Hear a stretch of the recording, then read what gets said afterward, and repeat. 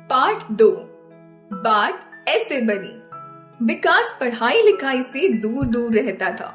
उसका मन हमेशा खेलने कूदने में लगता था। उसकी इस आदत से परिवार के सभी लोग परेशान थे। दादा दादी, माता पिता, भाई बहन सब उसे समझाते, लेकिन विकास को उनकी बातें अच्छी नहीं लगती थी। वह हंसकर उन्हें टाल जाता था। परीक्षा के समय भी वह दिन भर खेलता था। किसी की समझ में नहीं आ रहा था कि उसे कैसे समझाया जाए। एक दिन बहुत बारिश हो रही थी।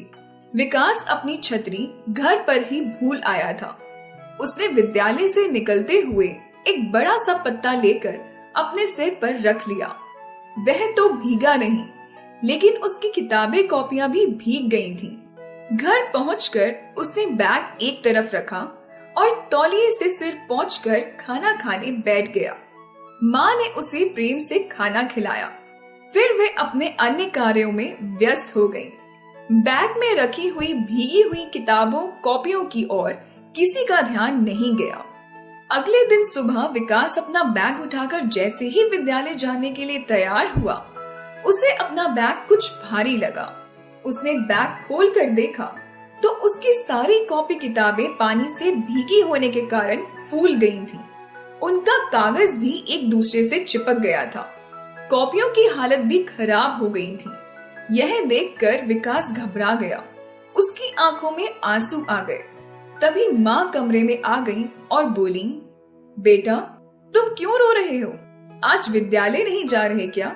क्या बात है? विकास ने माँ को भीगी हुई कॉपी किताबें दिखाते हुए कहा, माँ, कल बारिश में मेरा बैग भीग गया था। घर आकर मुझे बैग खाली करने का ध्यान नहीं रहा। विकास ने रोते रोते माँ को बताया। माँ ने हैरानी से पूछा, पर शाम को तो तुम गृह कार्य कर रहे थे? विकास बोला, नहीं माँ, मैं गृह कार्य नहीं कर रहा था, बल्कि मोबाइल पर गेम खेल रहा था। मैंने आपसे झूठ बोला था। मुझे माफ कर दो, मुझसे गलती हो गई। मैं अब कभी झूठ नहीं बोलूंगा। यह कहकर विकास सुबक सुबक कर रोने लगा।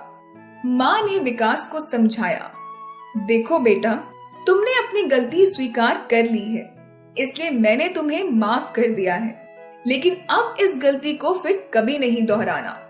यह कहकर माँ ने विकास की कॉपी किताबें बैग में से निकालकर मेज पर फैला दी। कुछ देर बाद कॉपी किताबें सूख गईं। इस घटना के बाद विकास एकदम बदल गया। उसने मन में प्रण किया कि अब वह खूब मन लगाकर पढ़ाई करेगा और सबका कहना मानेगा।